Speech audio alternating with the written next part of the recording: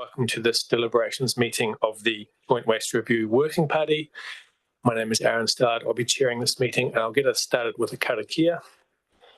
Tuia ki runga, tuia ki raro, tuia ki roto, tuia ki waho, tuia te here tangata, ka ronga te po, ka ronga te ao, homie huie tai kie. The meeting is being live streamed. And just housekeeping matters, toilets are out through the two sets of doors.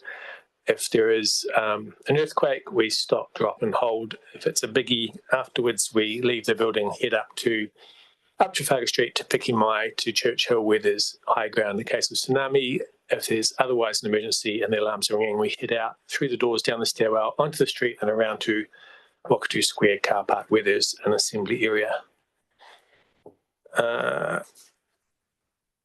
We can get started on the agenda, I believe. Okay, there are no apologies. And I can confirm the order of business, unless there's any comment, there has been no change. We're good to go with that. Any interest to declare? There are no interests to declare, thank you. Moving on to the confirmation of minutes of the 25th of March meeting. Any concerns there or comments? No. Do we have a mover? Thank you, Councillor Sanson and Councillor McKenzie, seconder. All those in favour of confirming those minutes, please say aye. Aye. Those against say no. That is carried. Moving on to the main item, the reports for decisions. And of course, we are deliberating on the new plan. And I'll pass it over to officers to speak to that. Thank you, and through the chair. Firstly, I would like to just note a correction to the report. At point 4.2, it says the previous plan was adopted in 2018. That should be 2019. Other than that, there are no other changes to the report, and we will just give you a quick précis of the major points in there. So under section 5, we've noted a couple of proposed changes to the plan. So under 5.4, which refers to page 6, which is in the waste plan, or page 25 of your agenda, it notes there in italics that during the development of this plan, we referred to the New Zealand Waste Strategy 2023. Midway through the development of the waste plan, the new government waste and resource efficiency strategy was released in 2025. So we just wanted to note that the waste plan is in line with both of those documents. So we don't think that it's required that we have a significant change to the plan based on that. And then under point 5.5, we just also make a recommendation there about the inclusion of some additional text, which is set out under D, shown in italics there, just to try and allow the waste plan a little bit more flexibility in the potential future changes that may come from central government. Thanks. I might just pause at that point and see if there are any questions about those two amendments. Councillor Sanson. Thanks, through the chair. Yeah, just at 5.5, I'm just wondering if officers could really spell that out, like the implications, because and I guess what I'm seeking is some reassurance that it doesn't mean that our waste minimisation funding can be diverted for building roads, for example. So if it can just be laid out, that would be great. So, or could it be? Does this mean we could use the waste minimisation funding for anything our heart's desires? So through the chair, from Tasman District Council perspective, the intention there is to, there are some things at the moment that we aren't able to use central government waste disposal levy for, which is enforcement of illegal dumping or other activities, for instance, cleaning up illegal dumping, because they actually increase waste to landfill, ironically. It's possible or likely that some of those things will change, and what we wanted to do is give ourselves the flexibility to use that waste levy money for waste-related activities as laid out in the plan. We've had 2 plans ago where we were quite specific on what we were going to spend the waste money on. The situation changed and we didn't have that flexibility. So that's certainly from our perspective, that's the intent, is that we can use the money, the waste disposal levy, for waste related activities, particularly if the legislation changes. So just a follow-up question then.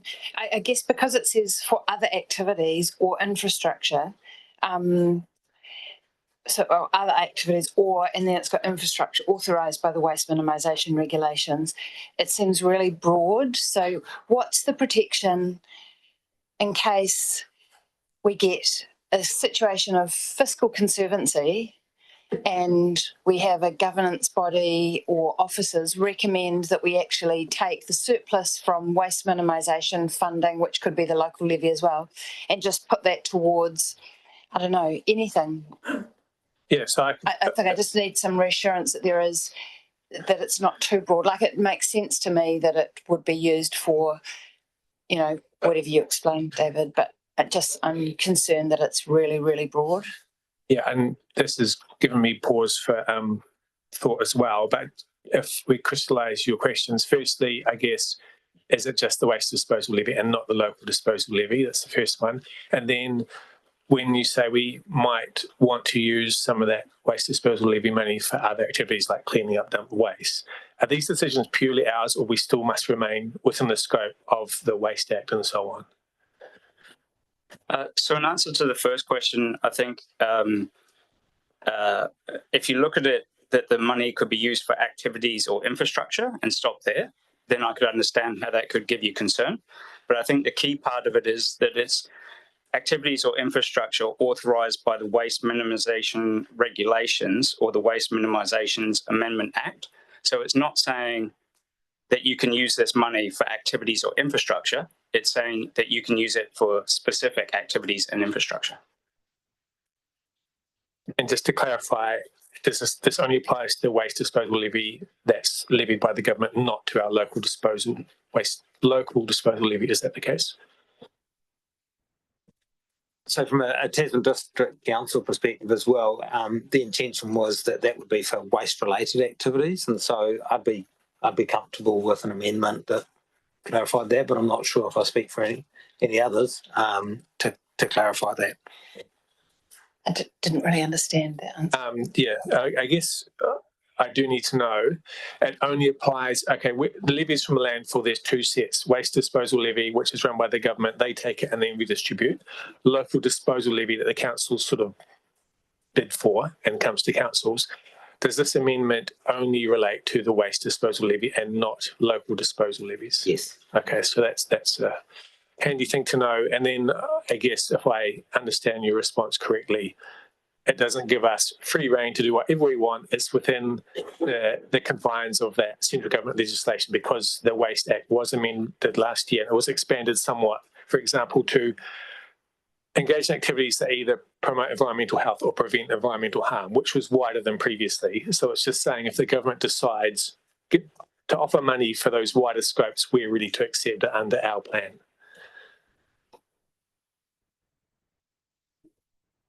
I think that's a reasonable discussion to have about if the government widens the scope of what waste levy money can be used for, to discuss how widely the councils would like to open that scope. If you want to give yourselves maximum flexibility on how that can be used within the legislation, because government's signalling a change in legislation. So it's a legitimate discussion to have around how wide you want the scope to be, or how constrained you want it to be. Councillor McKenzie. Yeah, it's a good and useful discussion. Thank you, Chair. I think based on what I've heard, I'm happy with the wording as it's outlined in the amendment. Councillor Sampson, you happy? Your question's been asked. Yeah, I feel similarly. I think just in response to Officer David's last comment, it seems to me that this is very broad. Like you said, we could have a discussion about whether it's broad or narrow. This seems broad. So, we want to be able to take advantage of opportunities to apply for the government funding. I think that makes sense. So, I feel reassured, thanks. Okay, I think everyone's pretty happy with those amendments. Should we move on to the other parts of the summary of the submissions? Thank you, and through the chair. So moving on to section 6 now under the submissions. So the first question we asked was, do people agree with our vision of being waste-free together? And you'll see there that 19 submitters agreed with waste-free together, with another 6 agreeing with the vision, but making some additional comments as well. Largely, the comments are around, and this is kind of a recurring theme throughout, the additional comments were kind of a lot in the vein of, would like to see more robust or higher targets or those sorts of things. So as we heard at the hearing, one of the submitters suggested that we should be aiming for more zero waste, which we considered in the development of the plan, but we thought this was more in line with that. So as per 6.4, based on the overwhelming support for the vision, officers don't recommend any changes to the vision. I'll pause each one. Or... Okay. Any questions at this stage? Maybe we'll just continue right through and then take questions at the end. Under question 2, this was the question really about trying to ask people about what role they consider having in collectively reducing or avoiding waste. You'll note there that the total ends up with a larger number than other parts.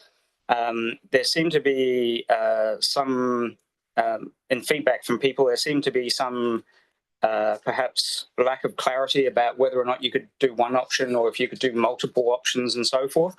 Under the officer comment, we basically said that there is no clear mandate here. 14 submitters said that they could do more to reduce the amount of waste they produce. 14 said that they were prepared to pay more, and 4 thought that they already did their fair share. Based on that, officers don't recommend any change to the plan. Under question 3, do you support our 5 focus areas or have we missed something?